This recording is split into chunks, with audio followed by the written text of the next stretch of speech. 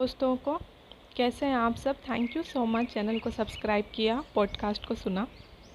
अब मैं बात करने जा रही हूँ आज इस रिएक्शन वीडियो में उस एक्टर की जो खुद को बहुत ही महान समझते हैं। ऑब्वियसली वो हम सबकी फेवरेट नहीं है, ना हो पाएंगी। रीज़न ये है कि वो इतनी ओवर कॉन्फिडेंट है।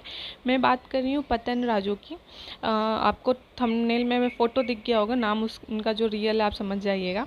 काफ़ी पहले ये जी टीवी के सीरियल में आया करती थी, बिहार के कैरेक्टर को प्ले करती थी और ख़ुद भी बिहार स्टेट से हैं।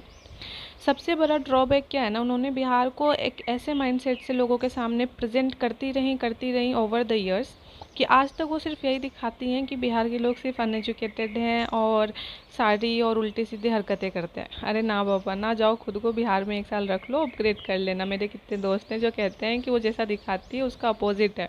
इनफैक्ट उसकी खुद की फैमिली बहुत पढ़ी लिखी और ऑफिसर लेवल की है।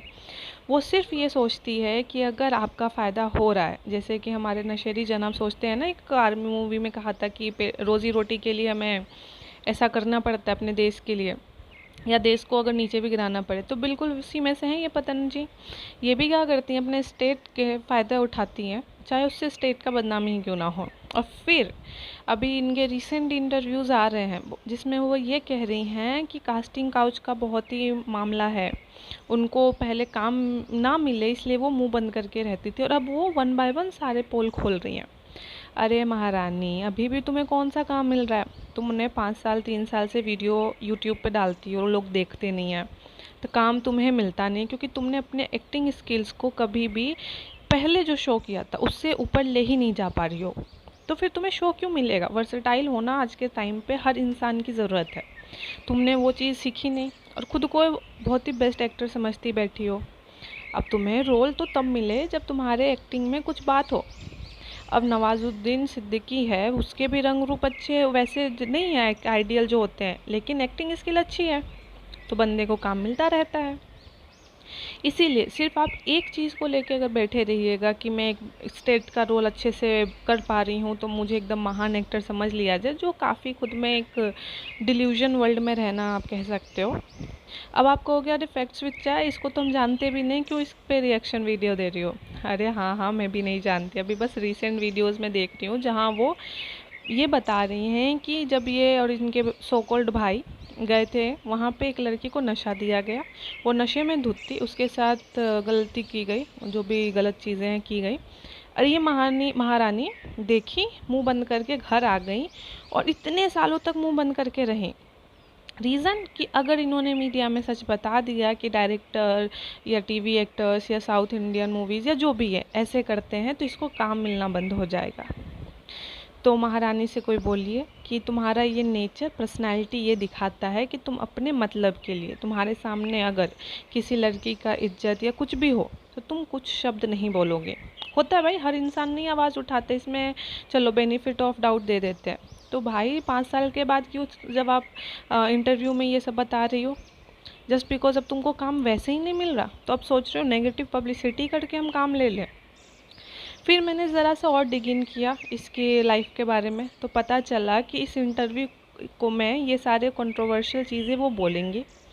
पहले इन्होंने अपना हेयर स्टाइल बदला जिससे कि जब ये लाइमलाइट में आए, हाँ नेगेटिव चीज़ों के चलते ही, तो इनका रंग रूप थोड़ा मॉडर्न हो। पहले थोड़ा सा देहाती था, अब देहाती इन्होंने बना लिया या खुद ही ऐसी थी या चेंजेस नहीं लाए खुद में, दैट्स फाइन। लेकिन देखो मास्टर प्लान इसका, ये जो एक्टर एक्ट्रेस आजकल ब्लॉगर्स और यूट्यूबर्स हैं ना, बहुत दिमाग वाले हो गए हैं। इतने पॉलिटिक्स में पॉलिटिशियन दिमाग नहीं लगाते हैं लोगों को उल्लू बनाने के लिए जितना ये आजकल ब्लॉगर्स हमें उल्लू बना रहे हैं। अरे भाई उनको कोई बता दो, हमारा कोई वोट लेके इनको कोई पार्टी में प्राइम मिनिस्टर मिनिस्टर नहीं बनाने वाला, फिर इतना क्यों दिमाग लगा रहे हैं। एक चिपिका है, देखो अभी चिपिका साथ पे क्या हुआ, जब उसको एक्टिंग मिलनी बंद हो गई क्योंकि लोगों को सच्चाई पता चल गया कि अरे भाई कितनी क्रिंज है। जब हम जैसे ऑडियंस को समझ में आ गया तो उसके साथ जो लोग रहते हैं उनको भी समझ में आ गया। तो ऐसा टैलेंट तो है नहीं सिवाय जुकाम वाली एक्टिंग करने के पति पत्नी में, तो नहीं काम मिला तो इन्होंने यूट्यूब पे अपना एक खुद का सीरियल शुरू कर दिया है। तो आपको मैं ये बताती हूँ, हमारे जो चैनल है अपना फैक्ट्स विद चाय, वो ये बेसिकली कहना चाह रही है कि कभी भी इन्फ्लुएंस मत हो। ये जो यूट्यूबर्स या जो इंटरव्यूज़ में आके बहुत बातें बोलते हैं कि हमारे साथ मीटू हुआ, हमारे साथ गलत हुआ, हमने आंखों से देखा, कास्टिंग काउच ये हुआ वो हुआ। उनसे बस इतना पूछो, ये सारी चीज़ें तुम्हारे साथ सदियों पहले हुई, उस टाइम पे अगर तुम छुपा ली जस्ट बिकॉज तुम्हें काम चाहिए था, तो इससे ये पता चलता है कि अभी भी तुमको शायद काम चाहिए इसलिए बता रही हो। इससे तुम ना भला कुछ कर रही हो समाज का, तुम अभी भी समाज का मासूमियत का फ़ायदा उठा रही हो। तो आप में से जितने भी ये यूट्यूबर ब्लॉगर को देखते हो, सोचते हो ये सीधे हैं, ये साधे हैं, इनकी बातें मीठी हैं, इनकी बातें खट्टी हैं, कुछ नहीं है उनकी बातें। वो सब एक पॉलिटिशियन की तरह बिहेव कर रहे हैं, अपने रोज़ी रोटी चलाने के लिए आपको उल्लू बना रहे हैं। देखिए, रोज़ी रोटी चलाना हर किसी का हक है, लेकिन मेहनत करके, ना कि किसी को लूट के। तो आप कहोगे लूट कैसे रहे हैं?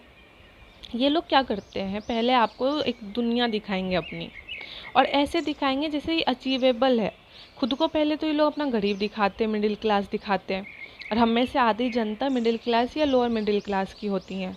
तो हमारे माइंड में क्या आ जाता है, अरे ये अफोर्ड कर पा रहे हैं तो हमारे भी बस का है।